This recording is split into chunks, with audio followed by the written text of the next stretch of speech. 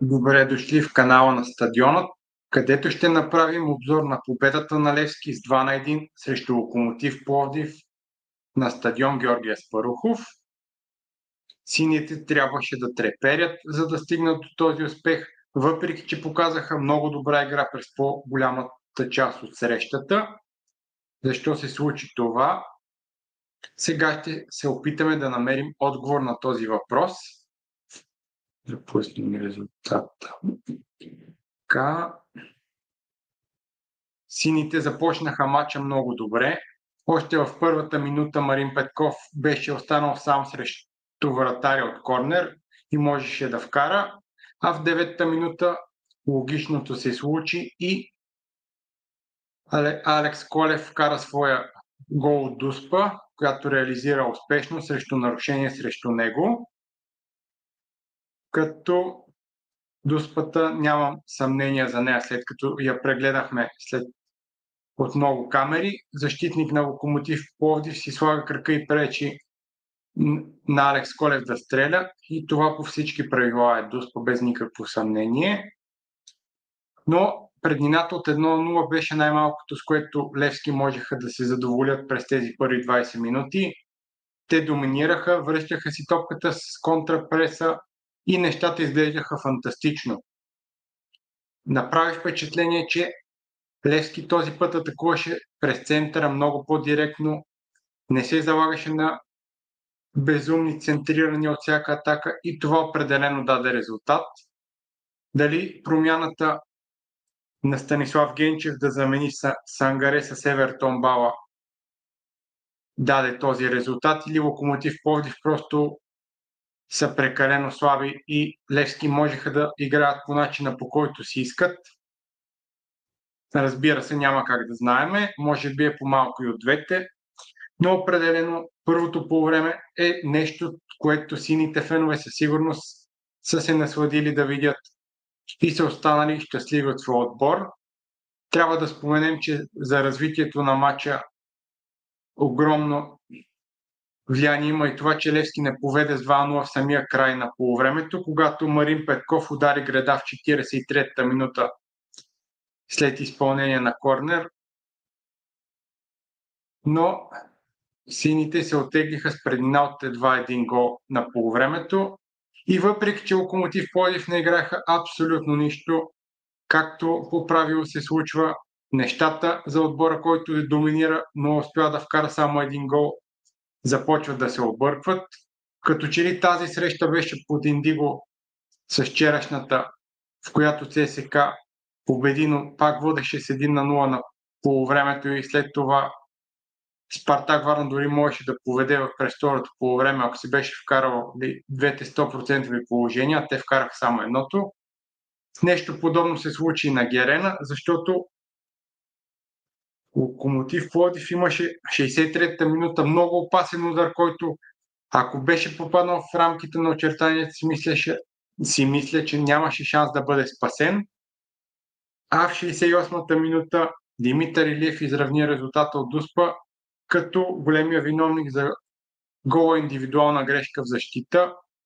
Напълно Ван дер Камп се опита да избегне играта с ръка, но след намесата на ВАР съдията напълно резонно даде Дуспа и както не играеха абсолютно нищо с мърховете, така в 68-та минута резултатът беше равен 1-1.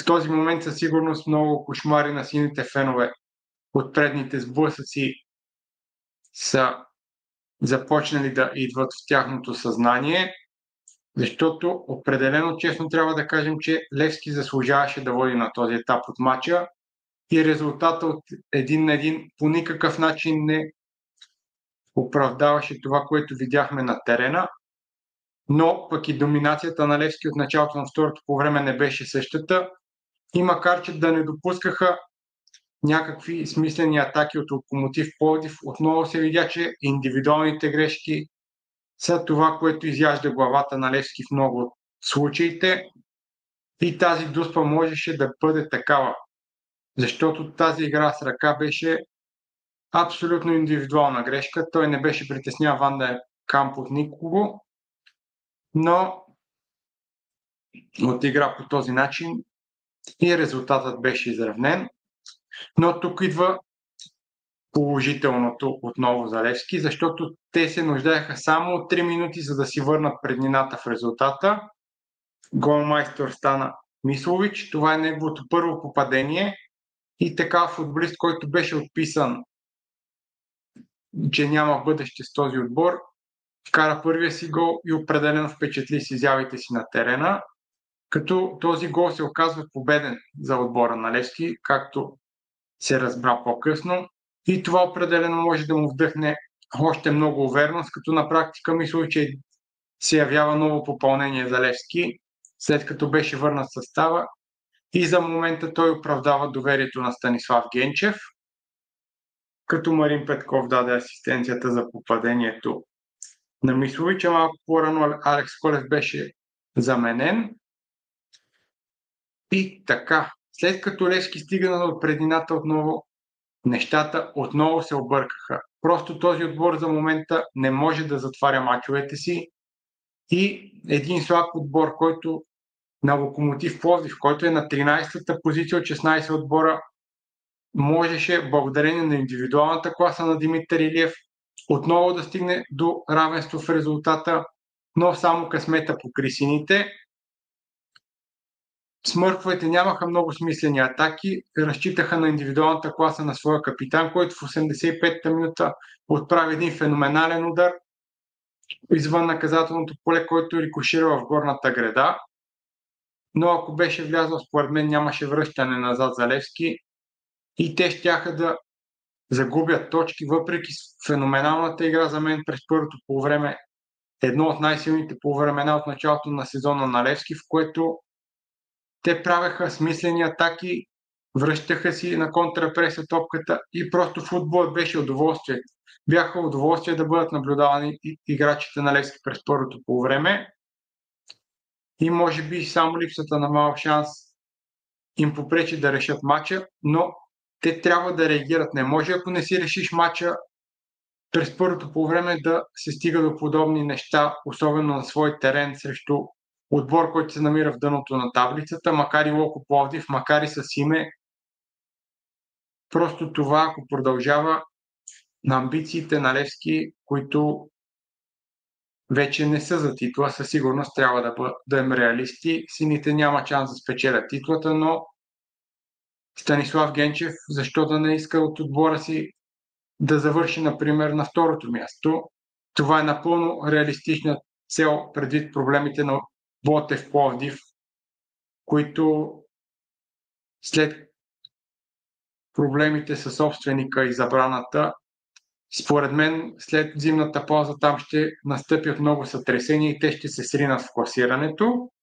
Черно море показва стабилност, разбира се, но и там темата с Илян Илиев като национален селекционер може да се окаже решаваща и да има някакви поводи, но все пак Левски разполага с по-скъпите футболисти от Черно море и би трябвало да се бори с тях и да бъде най-добрият след Лудогорец на настоящия сезон, предвид създалата си ситуация. И ако иска да го прави това, освен игра, трябват и резултати. Днес видяхме игра през първото полувреме от Левски, но резултатът може да бъде загубени 2 точки срещу отбор на Локомотив Пловдив, който не може да спечели вече, да не поглеждам статистиката и да ви заливам с безмислени статистики, но е в поредица от мачове, в които резултатите му са кошмарни и поради тази причина смятам, че Левски трябваше просто да покаже, че със сигурност ще спечели 3 точки много по-рано, а не да трепери и на късмет. Да, тази ситуация в 85-та минута на Димитър Илиев, ако беше влязла, се обзавам, щеше да настъпи паника и колкото и слаби да са Локомотив Пловдив, които пък могат да бъдат винени, че допуснаха веднага след като изравниха резултата по подобен начин да им бъде вкаран гол и отново да се окажат изоставащи. Един малко по-добър отбор, в малко по-добро настроение след изравнителен гол на Герена със сигурност може да покаже ентусиазъм и да не допусне подобно попадение, а времето знаем как когато минава в последните минути, всяка една атака е по-нервна от другата. И според мен при такъв развой на ситуацията може да се стигне в Левски, които играят по стария начин с безумни центрирания и сипани топки, които, както виждаме, доста от техните съперници намират отговор на това и неточни удари с глава, разбира се, до някъде. И се оказва, че след тези ситуации Левски не могат да победят, като тази ситуация беше напълно възможна и днес. Но за щастие на сините фенове, те спечелиха 3 точки. Положителното са 3 точки и играта през първото по време. Това не трябва да бъде ни най-малко умалважавано. Опа, гаф, нищо, продължаваме. И Гонзо бърка, сега няма проблеми. И това е най-хубавото за Левски от този матч. Победата и 3 точки и играта, която вече трябва да се анализира защо Левски не игра по подобен начин през второто по време. Локомотив Пловдив ли стана по-добър? Станислав Генчев ли даде някакви указания предвид това, че неговите футболисти не могат да поддържат темпото от първото по време в по-голям период от второто по време? Защото ако Левски бяха продължили да играят ако при водене в резултат с 1-0, ако бяха започнали второто по време със същия интензитет и контрапреса, смятам, че те много бързо щяха да стигнат до втори гол и нямаше да се стига до тази индивидуална грешка на Ван дер Камп. Или дори да се стигнеше до нея вече, преднината на сините щеше да е поне 2-0 или 3-0. Но това са неща пред Станислав Генчев, които той ще трябва да работи и за негово щастие предстои съвсем скоро пауза през зимата, която ще му даде възможност да доразвие тези неща и да наблегне на положителното, но и да изчисти отрицателното, ако иска Левски да става все по-силен, както като игра, така и с спечелени точки, защото каквото и да си говориме, в България за Левски и ЦСКА, каквато игра да показват, дори феноменална, привържениците си искат точките и резултатите няма как да бъдат оставени за дълъг период от време на втори план. Временно, разбира се, може да се игнорират, ако се вижда това, например, което се виждаше през първото по време, като тогава Левски напълно доминираха и дори да не бяха спечели, ако играеха по същия начин през второто по време с тази игра, в която аз спекулирам, но не виждам как можеха и да загубят, ако играеха по същия начин, нямаше да стигне до там. Но да приемем, че не печеляха с играта от първото по време, особено от първите 20 минути, никой нямаше да ги обвинява и да им се сърди. Този Левски беше удоволствие за наблюдаване.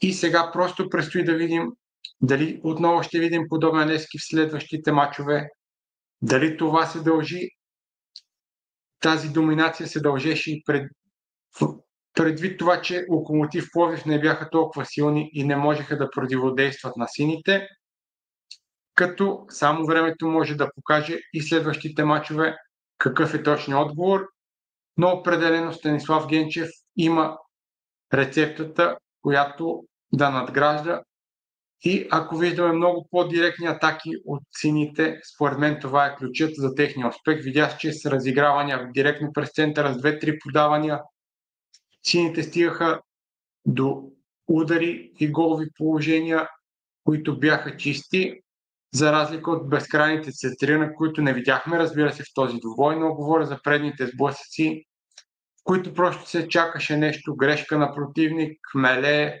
разбъркване и се очакваше просто с доминиране на притежанието на топката и с тези центрирания да се стигне до гол. Да, ще се стига до гол, но много пъти няма да се стига и в голяма степен при тази игра шансът е от голямо значение, а за клуб като сините шансът трябва да бъде минимизиран и да се гонят 3 точки успеха по възможно най-добрият начин, като за мен в крайна сметка, ако анализирам положителните неща от този двубой, все пак са повече от отрицателните, защото все пак голът на Локомотив Пловдив е след Дуспа и индивидуална грешка в защитата на сините. И просто трябва да видим какво ще се случи в следващия двубой на Левски. И дали ще видим отново тази феноменална игра от първите 20 минути на матча. Благодаря ви много, че гледахте това. И за да намирате още много анализи за отборът на Левски, както и още много неща, свързани с футбола, и ви е приятно, разбира се, може да се абонирате за нашия канал Стадионът. Довиждане и до скоро!